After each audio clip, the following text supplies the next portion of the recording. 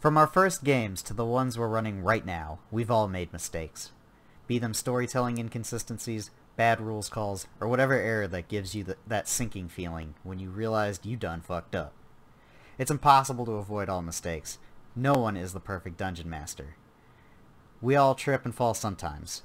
So, we're going to cover some common pitfalls that all GMs, especially newer ones, fall into tonight on Playing God.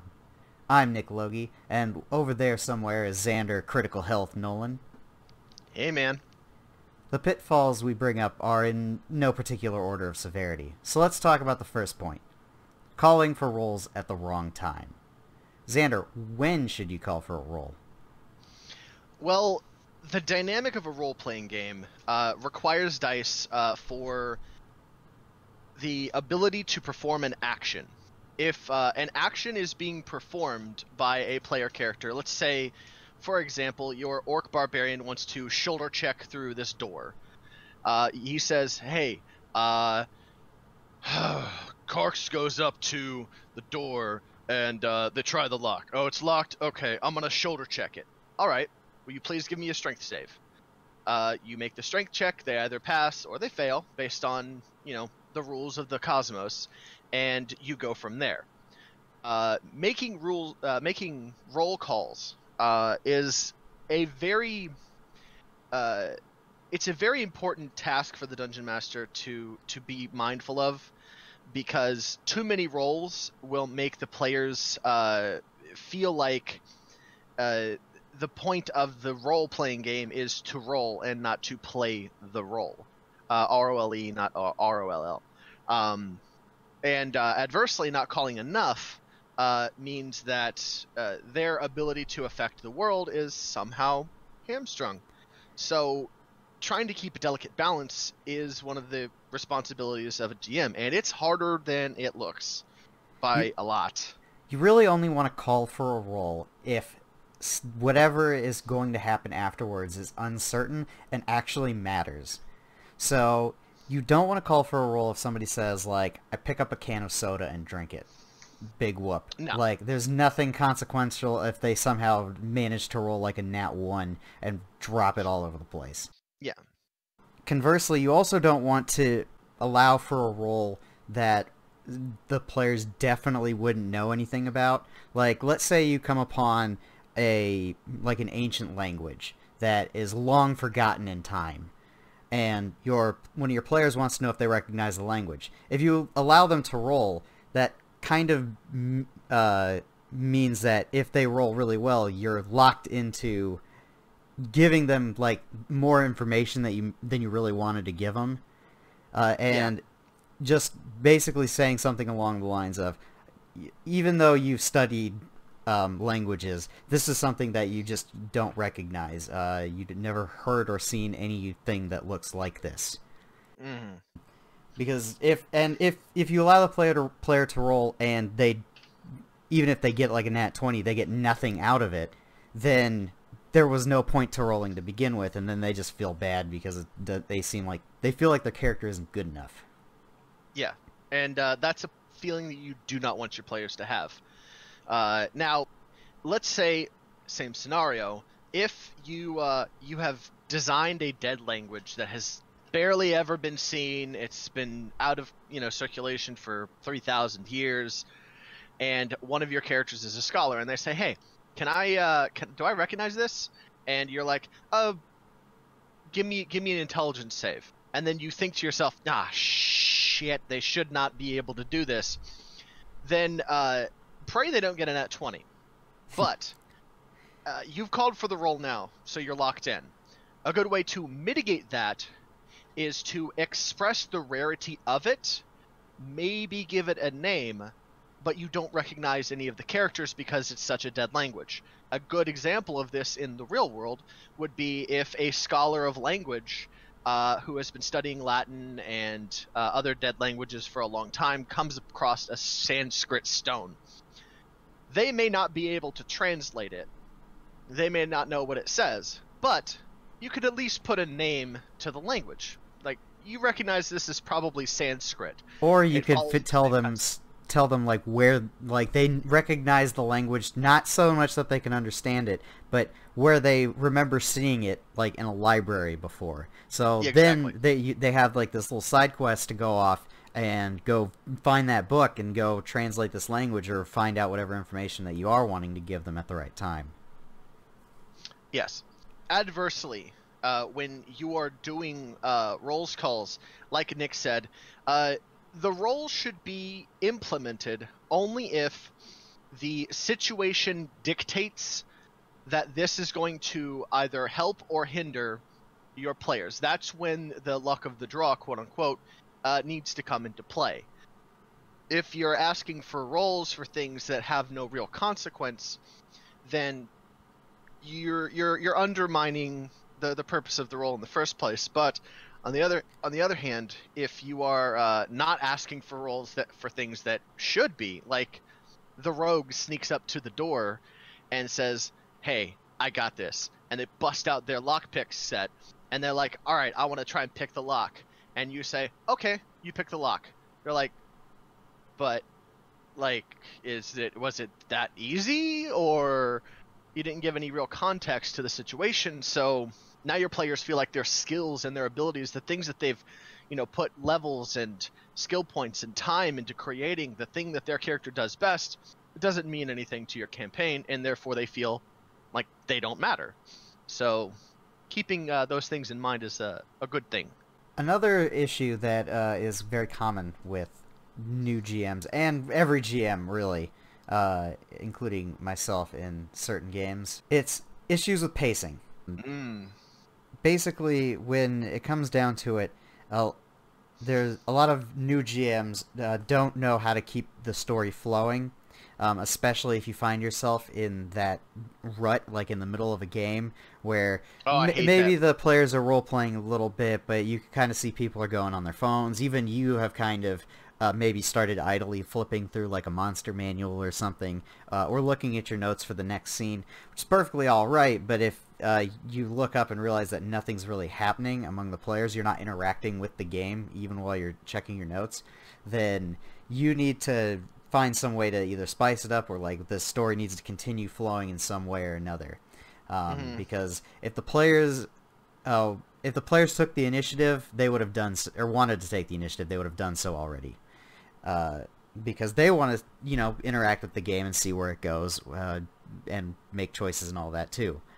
So once you get, if you see that point, then maybe like just go ahead and transition to the next scene, or maybe you could just ask your players, what do you want to do, and if they might be able to tell you right then and there that they don't really know what they should be doing, or they have much of an idea. Also, maybe a good time to take a 5-minute break if that's going on. But as you are going through the game, if you're having trouble with this, then maybe you could have like a kind of generalized schedule that you set up to break your game up into segments or chunks. Something that you recognize. Xander, I think yours on average is about 1 hour. I set mine up into anywhere between 45 minutes to an hour, depending. The way I've set it up is I use a story beat pacing that follows a rather linear path per game session. And the way I set it up is that I have a 3-hour session.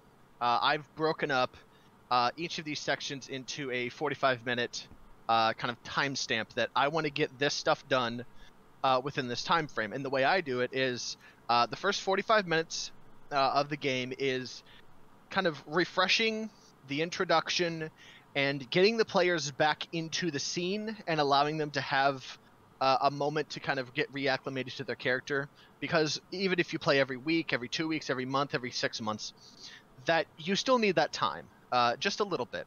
And I allocate the first 45 minutes to doing all of that. That's from the moment I say,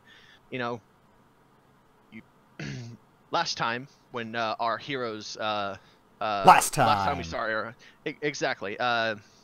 So the next 45 minutes is what I call the spur, and this is me very subtly either guiding my players into the direction I want them to go, or this is the moment in time where my players decide where they want to go. This is one of the harder things to really nail down. I found that it's helpful to have, 2 or 3 excess things kind of sitting in your back pocket, waiting just in case. Say you go to try and steer them to head to the inn, because that's where they're supposed to get the information from the orc that was attacked by these bandits, and they don't know anything about that yet. But they're like, no, we want to go to the baker's. And you're like, oh, okay. So you can pull out your back pocket and say, all right, you walk into the bakery shop and you continue on with the adventure. You can stick that NPC anywhere you want. That's one of the minutiae things. After the spur comes the longest set. This is the introduction of and the continuation. This is when the players go off to do the thing, or at least begin the quest to do the thing, whatever it is that they're going to do. And then the last 30 or 45 minutes or so, I have set aside for coming down. They've got to take a long rest. This is the moment where the players can sit around the table, and they don't really have a goal now. Like, they've decided to stop for camp. And this is when they can, do some soft role play back and forth. They can get to know each other's characters if there's somebody new. This is where you can introduce, small twists, like a fox runs into your campsite, suddenly is very upset, and then runs out. And you're like, well, that was kind of weird. But you noticed there was something on the fox's neck. And then, that's where you can introduce side quests and things like that. And then the last 10 minutes or so is going into your outro. You're like, will our heroes finally uncover the Lich's plan? We'll find out next time. Stuff like that. And having a set amount of time means that you have a schedule and I'm trying to think of the stupid word for it. Deadline. You have a deadline by which to get this to happen. And if you find that you're having trouble meeting those deadlines, either you should lengthen that span of time permanently for your pacing, or maybe you should consider expanding the time that your players are at the table. See, I actually think you're putting too much pressure on this.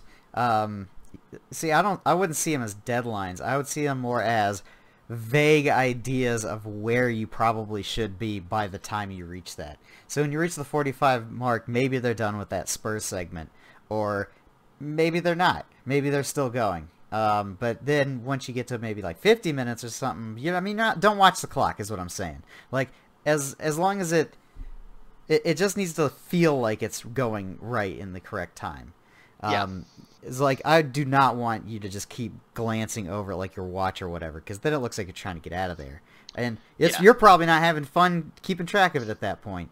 But this is just so that way, maybe you feel like this, like they're taking too long to get to the quest. And maybe instead of like trying to lead them there, you bring the quest to them. So with your bakery idea, maybe they're about 30 minutes in, and it seems like they're like reacclimated to their characters.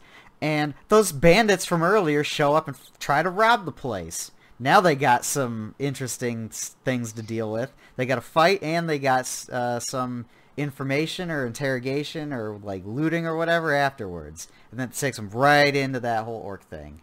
That actually very nicely goes off into... My greatest weakness as a game master is overplanning. I overplan. In fact, in our notes, under the bullet point for planning is just my name. We jest that he has like an entire book for each and every session that he has. And Stephen Kinging it is a decent way to describe it now that I've seen it in action. I mean, let's talk about where it stems from, because like it doesn't come from you just like just wanting to overplan or thinking you have to overplan. A lot of it actually comes from you really enjoy the concept. You like coming up with the detail. You're in the middle of your world building process, and as you're thinking up of like cooler and cooler stuff, you branch out from like your one nation that you started out with, and then you've soon created an entire world around it, and you want to fill this world out because it's so interesting to you. And the problem that ends up happening is that all of that information is readily available to you, no matter where you go in the world. You know what's there because you create it. You can create it on the fly if you need to. When your players go there or want to know about it or just see the map that you've drawn, then that is an overwhelming amount of information to try to take in. Oh, and yeah. They might not be as invested with the intricacies of how the government of a nation that they might not even interact with in play is going on the other end of the world. Yeah, I actually am guilty of that myself, and I actually took a page out of Nick's book to deal with subsequent campaigns. I had built an entire world map, each with nations, 2 separate continents with their own weather patterns. There were desert nations, there were jungles and everything. Like I planned for all of it. What their economy was like, what kind of money they used, what festivals they had. I did everything. And then I realized that when I put the map up and said, hey, you guys are right here, there wasn't enough information about they're right here, but there was so much information about shit they would never even see. And that kind of creates a bit of player paralysis, because they look at this and they think, holy crap, this is a lot of information to try and disseminate. And they have to try and do it quickly because that's the nature of this kind of game.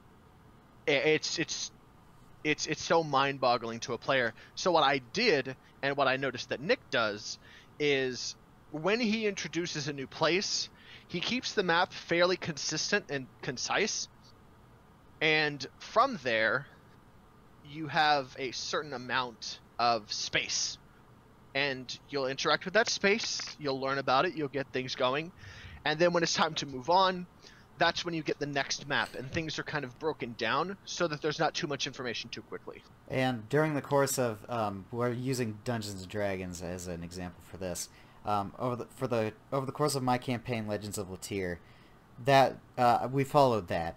So we started off in Latyr proper, which it had its own map. It was for all the players knew, that was the entire world.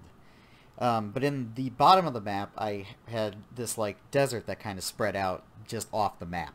It was just labeled as the Golden Desert, and it was always hinted that they were going to go there. And when they finally made it there, since they were still what level were you guys, like 8, 7, something like that? I think we were level 8 when we finally got around to getting to the Golden Desert. When you did get to the Golden Desert, though, when you entered it and started trekking down there, it wasn't like you could just go back to Latyr readily. So what I did was I actually just removed the Latyr map from sight because you weren't going to need it, and put up the entire desert map, which also had its own concise history and everything like that you'd learn about. And because I did that for 4 chunks, 4 sections now, 4 maps, then now that you can teleport and fly around and have access to everything, then it's not an overwhelming amount of information. In fact, it's you telling me what you want to do with the setting. Yeah, and where we want to go, how and when, and who you want to pull from where, and like what would be like what people you've met along the way would be important for this final conflict. Yeah. Beyond the player paralysis and the ridiculously minute detail that a dungeon master has to put into a lot of things, there's also the very real problem that literally nothing you create is going to 100% of the time survive first contact with your players. Sometimes it barely survives, like, no contact with the players. Sometimes it really does. So when you're writing content and you're coming up with something, be prepared to feel that kind of, there's a bit of sting of regret when they don't interact with something that you spent a lot of time on and was really cool and it was really fun, the best thing that you can do is don't waste it. Don't throw it out and just be like, well, they're never going to come. What you do is you take that idea, skip it from the campaign that you're running, and use it for the next campaign. Or Definitely you could recycle reshape your it ideas into the same campaign. I did that a couple times in Legends of Latyr because you guys passed over something. The goddamn Boulder's Crossing, the first city you were supposed to go to, was the last city that you ever touched, and by the time you got there, then the plot had already disappeared because you solved the rest of the world's issues. I repurposed some of that plot into some other stuff that might still be going on, so I'm not going to spoil it for you. I also did that with there was this goblin raid thing going on that was happening at the desert, like at Narstone Outpost. And you guys completely skipped over that thing too. So I took those and I took the fundamental ideas and then reshaped them into something else. So I didn't with the goblin thing. I actually didn't keep the goblins as themselves because they're way too weak for you guys at that point. But they may be changed into Yuan Ti later on. And nice. have basically the same plot. Yeah, so don't throw away any of your notes. They're always going to be good, and recognize that it's probably not going to go the way you think. You can plan for every contingency, but 1, you're going to get very little sleep. 2, it's not going to work anyway. And 3, most importantly, don't feel like the things that you have laid before you is the definable rule. Like, if they want to take it someplace, let them take it that place. Leave room for your players to make some real choices in your campaign, and don't hamstring them. And don't take control away from the players. That's one of the things I see new GMs doing more so than veteran ones, but when it happens, it's still something we do. Yeah, sometimes, but Sometimes. That's one of the easier ones to catch the more you do it. Oh yeah. Because when that happens, that's basically you taking control of their characters in some way or another that removes the autonomy from what they're doing. They either get shoehorned into going to a certain location, they get forced to talk to an NPC. Like, this is kind of the opposite of kind of save your plots. Is if there's an NPC that you tried to introduce before, and it's clearly not taking for this particular game, that is kind of the one you have to pocket for later, maybe a different campaign. But don't just force them to talk to whatever this jackass is that they're trying to avoid. They clearly don't want to. And if you take that away from them, that feels bad because then they don't have fun interacting with the character, and then they don't also have no motivation to like maybe help whoever this dude is if that's what he's asking for, and they just like once they don't have to talk to him, they leave. Yeah. There's an issue that even as a veteran GM and a veteran player myself, there are still parts of this that crop up from time to time. And one of the things that I have recently realized is that if a player if a player character is a certain way, definitely use that to your advantage. But one of the things you don't ever want to do is take a player and spin them around to be the bad guy for more than a single session, if absolutely necessary, and give them the ability to resist it. There was a plot recently that was in a game that I play in every other week, and it sounded like a great idea when my buddy who's the GM of the game came up to me and he was like, hey, look at this. This is what we're going to do. This is how it's going to work. You know, this is what's going to happen. I'm like, wow, that sounds really cool. After 3 game sessions of dealing with it, including the other player characters having to plan a fight against my character who was being controlled by this kind of parasitic-like power, my character didn't have the ability to make any choices, and I was not afforded the ability to resist it at all. I actually had to beg the GM at one point to have a single moment of clarity to maybe interact with the rest of the party. And because of that, my character was taken over by the GM. And for 3 game sessions, I had some things happening in the background, but it wasn't a focus on my character doing anything. It was a focus on the other players stopping my character from doing the things the GM wanted my character to do. And then, after all of that was said and done, my character's ability to retain the trust and rapport that my character had built with the other players was completely shattered and destroyed. Yeah, and that just doesn't sound fun, dude. We didn't realize what was going to happen when I was like, yeah, that sounds great. One of the things you have to be aware of is that a GM is going to pull ideas from books, movies, TV shows, cartoons, and things like that, and that's all well and good.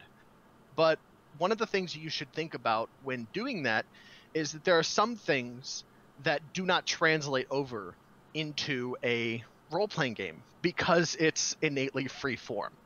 The players have the option to choose to do things.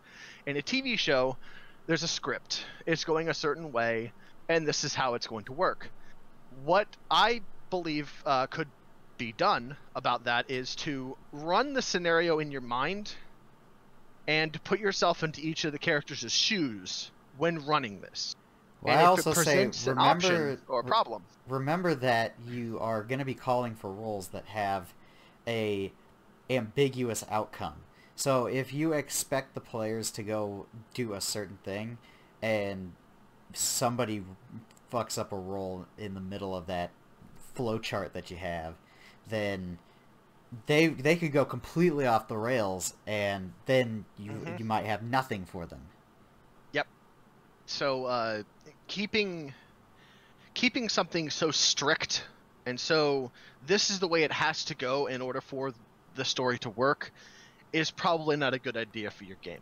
It needs to be more fluid and freeform. Now, I recognize that the plot and the story that accompanied this experience that my character had went through was really good. It's a great opportunity for character growth. It was really fun for the other characters because my character was the pseudo-esque leader, and he made the choices and decisions to do things and kind of pushed the game in a certain direction. And it forced the other players to come up with things that they wouldn't normally have had the opportunity to do if my character were still on their side. So it was definitely fun for them. What that makes me think of is a way to reshape that into a way that it could be fun for everybody. And that comes to my next point, which is the biggest point that I always harp on, and it's state your goddamn expectations. Oh, yes. Do that. Before you start your campaign, let people know what the hell they're getting into. I think that scenario that you just presented could have been fun had you known that you were going to be the bad guy. Because if you knew you were going to be the bad guy, that means you get to plan like the counter fight or whatever, the counter fight. Because they would be trying to figure out how to stop you, while you and your bad guy cohorts would be trying to figure out a way to stop them. So you could actually get in on like trap construction or whatever. Maybe play it more as a meta thing rather than a complete roleplay thing with the GM. But you could like set up the encounters with them, or you could dog the players through while they're like going through a dungeon. Like there's all sorts of things you could do with that. As long as everyone knows what they're getting into, everybody will have fun. Yeah. But to go on a less storytelling standpoint in terms of this, a more practical example would for expectations could be when you're having your players make characters. This could be something as simple as stating what they have access to, what they can and can't use during that character creation. Maybe you're only comfortable using the core rulebook, in which case you're going to need to state that. Or maybe you only want certain like extra books. Maybe maybe in Pathfinder you want to be able to have like the ultimate magic, but and stuff from Ultimate Combat, but maybe not the guns. Maybe you're going to stick away from the guns, so you let everybody know that don't have any character that's based around that. Yeah. Another good thing for your expectations, when you have a game that's going to be considerably longer than, you know, a 3-4, you know, session campaign, and you're going to be playing a 2-3 year long campaign, those expectations may change over time as you become more familiar with the rules, or as a new player comes in, other players go out. I know I had to do that with Legends of Latyr like halfway through the game. Yeah, it's definitely something that can change. So don't feel like it's a completely limiting factor, but the things that should always be stated are like, don't be disrespectful, you know, don't be on your phone, the things like that, the things we covered in the last episode, I believe. Just make sure that you have something written out that your players can that they have access to all the time, where you know that they know these are the things that you are expecting from them, and that these are the things that they can expect from you. If you don't have those things, it just makes for a really hard role-playing experience for not just the GM, but the players too. I've gotten into situations where I was really frustrated with the GM because they didn't tell me what I was supposed to do as far as character creation. He said, don't play stupid characters, don't play evil characters, and that was the only thing that we were given. And then so I rolled up a character. It was a 5th level campaign, and I present the character sheet to him, and he looked at me and said, I can't approve this. Why? Did he even like give you a setting or anything? No, he didn't give us a setting or anything. That's like, so why didn't he have approve those it? things for your players. He told me that he was not allowing any characters that have a fly speed. And so I had to roll another character. That would have been real nice to know beforehand. Yeah. I based the entire character over the fact that they could fly. And then so I created a character that was a catfolk. And then he said, well, any speed beyond walking. I'm like, you kind of need to write this down, buddy. Oh yeah, you got to give a list. Like I had something similar happen, and I had this. It's a concept that I still want to play, but I'll never be able to, just because of A, how unwieldy it is, and B, nobody wants to deal with it. And that I want to play a fucking necromancer cleric, because I think it would be so cool to be like, to try to be like a non-evil necromancer cleric, and which is kind of my way to mitigate all the goddamn undead that you would naturally accumulate. But I digress. So I finally thought I had an opportunity to play this character at one of the games. So I was like, hell yeah! I was like, he was gonna be level like 2 or something like that. And or no, it was longer than that. I think mine was also level 5. Now that I'm thinking about it. But it was enough so that I started dabbling in like some of the like capital N necromancy spells, and Yeah. I like presented the character, and I was like, hell yeah, I'm excited to do this. And he's like, you can't play this character, and I was like, are you for real? Are you fucking kidding me, dude? I get defeated again at character creation. And it's just so unsatisfying for your players. Like, some people might just not come back. Like, that might just be... After the second time, I probably would have been like, you know what? Maybe this isn't for me. And then gone on out of there. Another thing to... in the same vein of all your preparations is also, don't go so crazy and overemphasize your rulings and the rules of the game.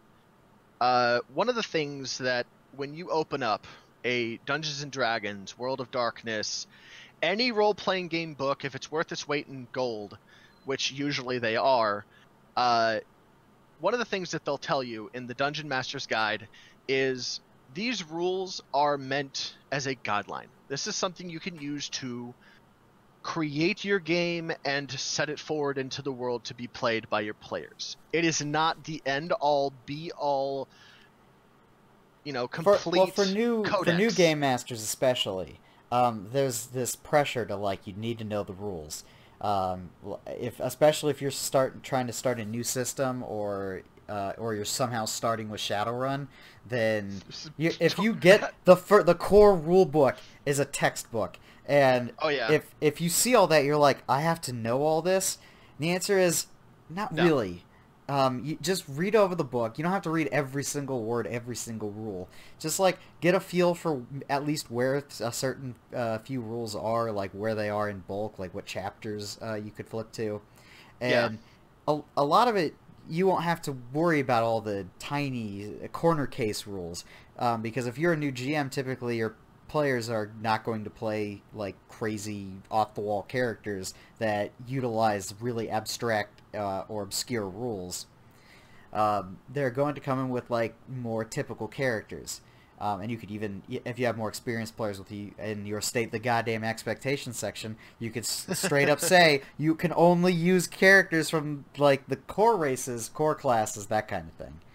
Yeah, it's designed by fundamentals that the things you have in the core rulebook are probably going to be the easiest for you to deal with, and tearing yourself to pieces over knowing everything is something that a lot of GMs come to terms with at some point in time.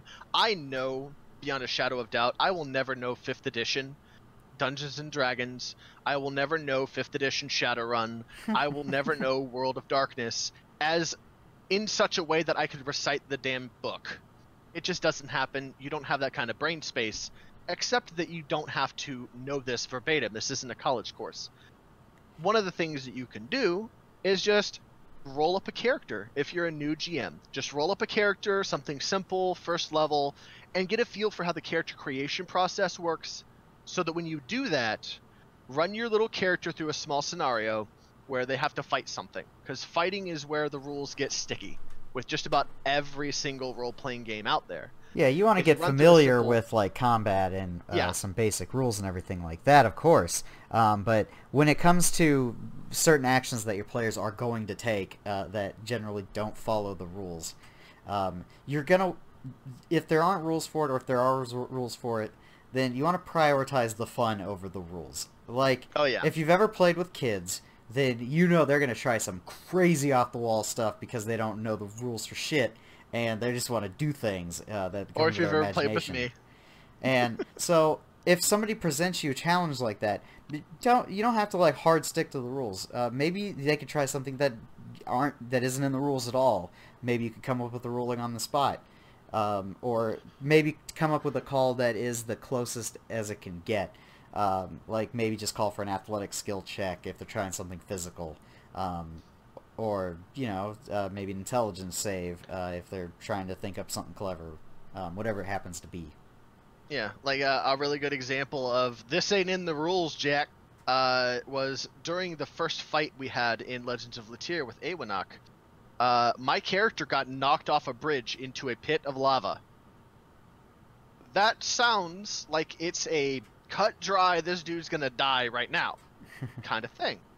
But I came up with a clever means by which to circumvent being burned alive. It still cost me a little bit of my HP. In fact, it cost me 30% of my HP at the beginning. Yeah, because you still touch the lava or something. You still touch lava. You're right next to the lava. Lava's hot. Yeah, so what happened was my character fell, and I said, all right, Nick, I have crazy movement speed. How tall is this bridge? And he gave me a number. I said, okay, I have the ability to run on vertical surfaces until the end of my movement speed without, falling. And I have quick enough feet that, in theory, when you drop into lava, the viscosity doesn't swallow you up like a lake would. You kind of start to burn when you hit it. but you don't just fall in suddenly, you're neck deep in lava and burning to cinders in 3 seconds. It's not Terminator. So I said, all right, look. No, even in Terminator, even in Lord of the Rings, like, they didn't get insta-gibbed by the lava. So what I did was I touched down to the lava, quickly jumped away from it, ran up the wall, took like 29 damage and burned stuff. Like, it was bad, but that's definitely not anywhere in the rules sets.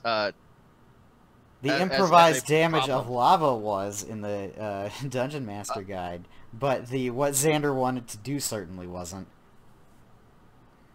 Yeah, but you got to do it, and it was fun, and I think you rolled something for it too, I think, just because of, lava. I had to roll an athletics check, and I had to roll a dexterity save to catch myself. Like, it was... Right, it was that's intensive. right, yeah, that's what you had to do. Yeah. So yeah, let people try things that maybe you're not too comfortable with yet, and you'll figure out how to do it as you go along. And while you're, like, on the topic of listening, realize when to shut up and let players do whatever talking and role-playing they need to do during the game. So we've all been in the situation where the GM is just going on and on and on and on and on. This actually is not a dig at you, Xander. Don't think I'm talking about you. I'm not talking about like descriptions of things. I'm talking about when they just keep talking, and whatever it is, like it's changing topics, or like they're talking as an NPC, but then describing something else that's going on, and then they're talking as a different NPC, and you're noticing over the course of this that the players don't have any interaction, and that's the exact problem that several GMs happen to have. From the standpoint of a player, or a dungeon master, excuse me, who does have a tendency to talk, and talk, and talk, I don't know whether or not I like to hear myself talk, or whatever. I guess you guys can be the judge of that based on the the podcast. Something that I have noticed is that if you're talking so much that your players become disinterested, and it's pretty obvious when they do. That's about the time. Look at that glazed look in the eye while they're just trying to they're only comprehending it enough to take away the key points, but otherwise they're not listening to you. So one of the things that I've had to do, and believe me, it is a struggle. It is a struggle deep in the heart and soul of my GMness. What I have to do is I have to limit my descriptions to 2-3 sentences at best, and then let them ask questions. That's about it. That's I leave a lot of really pause need. points. You could also, if you don't know if they're ready to take action, like if nobody's proactively like trying to get your attention or stating what they're doing, then you could just like, if you realize that they're kind of maybe looking away or just not paying as much attention, maybe you could just stop and say like, what do you want to do? I usually ask just, what do? What do? What do? What do is a great question to ask, and it helps you as a dungeon master get the ideas and the feelings of your players. And because this game works the way it does, with every system the world over, you're always going to find this as a common thread. Your characters are supposed to be the heroes. Sometimes they're the anti-heroes or the evil guys, but that's a completely different podcast. Your guys want to be the ones in the spotlight. Your really cool NPC who's got a lot of stuff to do, and it's not important. It's not as important as the player characters doing the things that they want to do. Because they are the main characters. They are the heroes. The main characters. They need time to be the heroes. An example that was presented to me some time ago was the J.R.R. Tolkien books and the movies. That what is Sauron doing, or Saruman, is not important to the story. You see a few clips, but they're like 30, 45 seconds long. It's mostly just Saruman like looking over the army and going like, yes, this is satisfactory, and then it cuts away. Like, you see some orcs getting born and them forging some crappy made fucking swords to go and defeat a pack of hobbits. But the Look, majority... they've lined up again. Yeah. But the majority of the story is told from the place of the heroes, and that's exactly the way you want it to be. Your campaign should be a painting. Think of the painting as you are creating everything in the background. You're creating the mountains off in the distance, and the smoky hills, and the beautiful weather, and the rainstorms. Squirrel who's giving you the finger in the bush over there. All of those things, the GM's creation. You create the world for which the players interact with. The players are the foreground. They're the ones that are standing there in their armor and with their weapons and their cool abilities. That Riding they on horses and shit. Let them do it. Let them do it. Give them the chance to be the heroes of their own story, because your storyline, while important, is less important than your players interacting with it. If you have a great idea and you don't want somebody muddling it up, write a fucking book. Don't play a D&D. Or if they're not even talking to any of your NPCs or interacting with your setting at all, then just sit back and listen to what they're talking about. Because, like, if they're role-playing, then you're listening to character motivations. That's giving you free plot advice. And, oh, yeah. Or maybe they're just, talking and having a good time. And if you don't need to interfere, like, then don't. Then this is the perfect time to, take the temperature of the area, get something to drink, because you're already doing a lot of talking, maybe, like, wet your whistle. And, it'll be pretty apparent when you're ready to jump back in, or they'll just straight up turn to you and ask for something that they need. Like they're looking for something, or they need to talk to an NPC. Can we go to the item shop because we want to buy some stuff?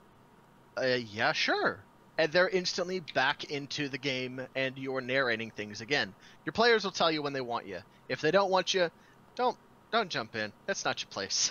just chill, relax. You've already done so much work. Don't make it too hard on yourself. And speaking of not making it too hard on yourself, don't try too hard to be original. Oh God, no. As it stands, there are really just no new ideas. Everybody's thought of everything at some point. If you go to enough places on the internet, you could see some. I would say just if you're stuck, like have writer's block, or you're just trying to figure out where you want to go with like the story or the setting or something, then you don't have to think of something that nobody has thought of before. You could fall back on common tropes. Just do stuff that you think is cool, and as long as you think it's cool and you present it as something you're passionate about, then whatever you present, be it the most generic of Dungeons and Dragons settings, or like you're taking a sprinkling of a lot of stuff that you like and just kind of adding into the game, then you're gonna have a great time, and your players are gonna have a great time, and they're not gonna care about whether or not this like thing you invented as part of like the plot is something that might already exist in real life, or because it probably does, or just some common item that you would see in like a movie, like a sci-fi movie or something. Yeah, like a really good example of originality at work that people don't really recognize. If any of you have ever seen the movie Labyrinth, yes, David Bowie, The Labyrinth, that story is a very bare bones basics. This little girl calls on an extraplanar entity to take care of something that's annoying her. He does, and she realizes that was probably a bad call. So she's interacting with this giant and complicated maze full of weird creatures. That is the Labyrinth at its core.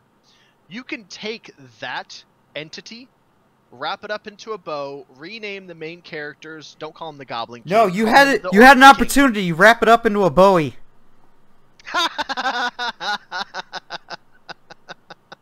I did have an opportunity and I missed it. Damn it. But anyway, your characters interacting with a giant maze that's full of monsters and creatures and maybe some comedic relief. That's the not new idea. How you go about doing that can be new. That can be where your sprinkling of originality comes from. If you take a situation from any anime, TV show, you know, movie, Well, like I mean, you whatever. could put it. Let's put a real simple spin on something. Let's even still use like a conceptual labyrinth, but not the movie. Like you Okay. just have a labyrinth and there's a minotaur in it. All right, that's it. That's all you got. So once the players are introduced, as soon as they come into contact with anything that you have, it'll probably become something original and yours almost immediately because of Oh how yeah. you have to figure it out on the fly. So maybe your paladin spots the Minotaur before it could like sneak around behind him and try to get him from in surprise round, and he's just like, I actually speak whatever language this Minotaur is, and he says, "Hey, yo, Minotaur," and then next thing you know, you're like, "Oh shit, I have to roleplay this thing," or and maybe that's what you decide to go with. Like they've engaged it in conversation, so instead of a fight, they have like a tense negotiation, or like, uh, actually, I've been trying to figure out a way to get out of this labyrinth for years. Do you guys know the way? Yeah. It also gives you the opportunity to you guys all know that I like to have a couple of adventures just stuffed in my back pocket for just in case purposes. This kind of moment is perfect for that. He doesn't want to really do this. He was told to stay here by somebody who was really mean to him and was kind of a prick. He's had to fight all these adventurers because they just randomly attack him. He's actually a softie, but he's been searching for this globe that's somewhere in this labyrinth, and that globe contains the soul of his daughter. It's some shit like that. Something simple, and it introduces a new NPC, an NPC you probably didn't expect, and also gives you the opportunity to take something away from a fight and into something that the players have inadvertently created on their own. That is the affecting of the world that you really need to kind of hold on to and give your players that autonomy. When you present a situation like that, they created it themselves. You didn't have to do any work. And if you are having trouble creating your own stuff, then don't be afraid to use like Premade Adventures or Oh adopt yeah. others' ideas into your stuff. That's pretty much what the Premade Adventures are there for. And since you're not selling your game to anything, then I mean you don't have to worry about like taking something that you like and putting in the game. I know that there's a game going on now that people are trying to get me invited to. It's an isekai thing. If you're not familiar with what that means in anime, it's the trapped in another world thing where you like, however you get there, you're just somewhere else. And so that's been around for a while, but they adopted it and they seem to have a great time. Yeah. Like if you look at say an anime or a TV show, we'll use something popular. Supernatural. That's a couple of demon hunters running around hunting demons. That's pretty simple. There's not a lot to it. So don't go nuts trying to come up with something that's crazy like that, because it's probably gonna be fine. If Which it's a cool idea, it'll be alright. That's right. Promise. Which leads us to my final point, and this is something that a lot of people kind of might disagree with me on, but it's something that I fervently believe in, and that is the GM is a player as well. You are a player too. This is not your job this is not where you are employed, where you have to do what your employers. This is why I think of a GM as a player too, because you see a lot of times, especially with new GMs, that they're trying to be the most entertaining, the most perfect like storyteller they can be in any situation, like from the newest GMs even to the more experienced ones. But your job as a GM is to provide fun, and not just fun to the players. You'll hear a lot of comments about people who are like, player fun always comes first. What I'm here to say is that GM fun isn't more important than player fun, but it's also no less important than player fun.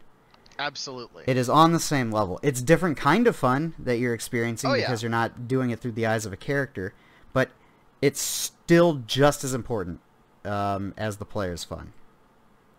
Now, in that same vein, it is very possible for a GM to have effectively a player character that runs around with the party. Some GMs can do this. Some GMs cannot. Some GMs actually will put it in front of you as a choice. That's what Will does in our games. Since we have a very small gaming group, then he'll create a cool NPC or somebody that we might come up with, and just kind of basically have him come along with a mission and be like, "Hey guys, can I come along?" Like basically almost straight up just asking us, "Do you want a GM PC?" And depending on your GM, he's always been really good about not, letting the NPC hog the spotlight in any way. But maybe your GM is more prone to doing that. But I'd say, like, you might just ask the players, because that's generally the best way to go about doing things anyway. Yeah. Noting that having a player character, some people can handle it. As a GM, you have to be able to distance yourself from the plot as a player character, but still interact with the rest of the game in the same way that your players would. But you also need to recognize that every single one of your NPCs is effectively your player characters. You get to do things that the players don't get to do. You get to explore new and cool little minutia. You get to switch between playing peasants and playing gods. Exactly. So take the time to get invested in your own NPCs, because that's where your fun comes from. If you walk up to, if your players walk up to a small little hut in the woods and they're like, "I wonder what the fuck is in there," and they walk up and they knock on the door, and then someone swings the door open. "Yes, can I help you?" "No, I'm just cooking my dinner. Would you like some? It's rodent stew." And they're like, "What the fuck just happened?" You get to initiate this cool little scene where your players are interacting with a crazy old dude in the middle of the woods making rodent stew.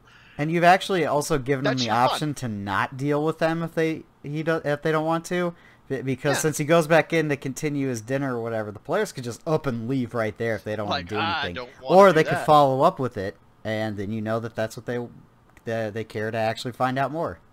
Yeah, but interacting with you is where a GM gets their fun. I love my NPCs.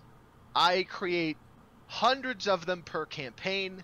Each and every single one of them is fun for me to play, and every single time my players walk into that tavern, I get excited because I get to play the guy behind the bar with the lazy eye that points directly at his nose and is constantly looking towards the door because he's that paranoid. I love doing that. That's where I gather my fun. I also really like to do descriptions of locations, but that's probably not a good thing. Maybe that guy shouldn't be bartending if he's that paranoid. He should retire. So, you should totally, as a game master, be having fun. Because if you're not having fun, then you probably need to take a break. And we've got a whole other podcast on, if you should, when you should, all those. But when it comes down to it, it's the GM burnout episode. Yep. Everybody that sits around your table, gathers on Discord or Skype or uses Roll20, whatever, everybody that's sitting there playing this game needs to be having fun. There's going to be moments where players aren't having fun or it's a little tedious for the GM. Those things Nobody's going to be at 100% all the time. You're never going to be that.